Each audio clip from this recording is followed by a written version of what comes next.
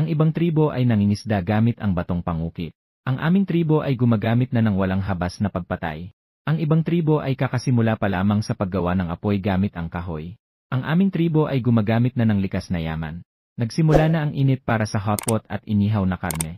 Dahil ako ay bagong nakapasok sa mundong ito ng sinaunang panahon. Ako ay sinaktan ng isang babaeng lobo at dinala sa kanyang yungib. At sa oras na ito, ako ay kakagising lamang. Hindi ko pa natutukoy ang aking paligid. Bigla kong naramdaman na parang may gumagalaw sa aking ibabang bahagi. Nang itinaas ko ang aking ulo at tumingin sa ibaba, nagulat ako. Ano ang ginagawa mo? Nakita ko ang isang nakasuot ng balat ng hayop na dalagang ubod ng ganda na nag-aalis ng aking pantalon. Nang makita ng dalaga na ako ay gising na, hindi niya maiwasang mamula ang kanyang mukha. Agu agu agu. Habang ako ay naguguluhan, biglang may narinig akong tunog na elektronik sa aking isipan. Binabati kita, nakatali ka na sa sistemang ito. Dahil ang host ay may magandang ugali na mag-like sa mga maikling video. Ngayon, bibigyan ang host ng bagong manlalaro na gift pack. Binabati ang host sa pagkakaroon ng pagintindi sa sinaunang wika. Binabati ang host sa pagkakaroon ng mata na nakakakilala ng lahat ng bagay. Nang ako ay handa ng malito muli. Ang wika ng dalaga na agu-agu. Sa sandaling ito, naiintindihan ko ang lahat. Ano bang suot mo? Bakit hindi ko ito maalis? Ang dalaga ay nagalit at itinuro ang aking sinturon. Ano man ang mangyari, naidapa na kita at dinala sa aking tahanan.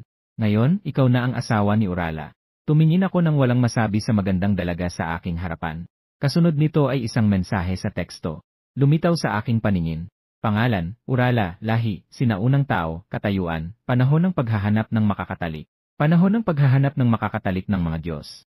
Ang sistemang ito ay talagang totoo. Nang ako ay handa ng umalis, napagtanto kong ako ay nakatali sa isang matibay na baging. Kahit anong gawin kong pagsisikap, hindi ko maalis ang sarili ko. Sa isip ko, sumisigaw na ako ng tapos na. Nakita ni Urala na ako ay patuloy na lumalaban.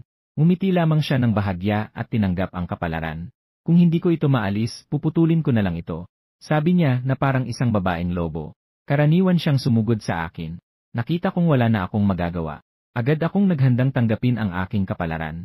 At nang itinaas ni Urala ang kutsilyong gawa sa buto, habang handa na siyang putulin ang sinturon, biglang umingay ang isang malakas na kulog sa labas ng yungib. Pagkarinig ng kulog, tumigil din si Urala sa kanyang ginagawa. Sa isang mukha ng gulat, sinabi niya sa akin na ito ay apoy ng Diyos.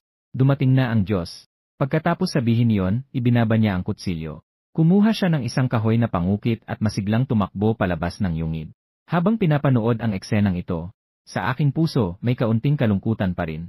Pero kung ganito na, kailangan kong maghanap ng paraan upang makatakas. Kaya't humiga ako sa lupa. Gumagapang ako patungo sa tabi ng lupa. Kumuha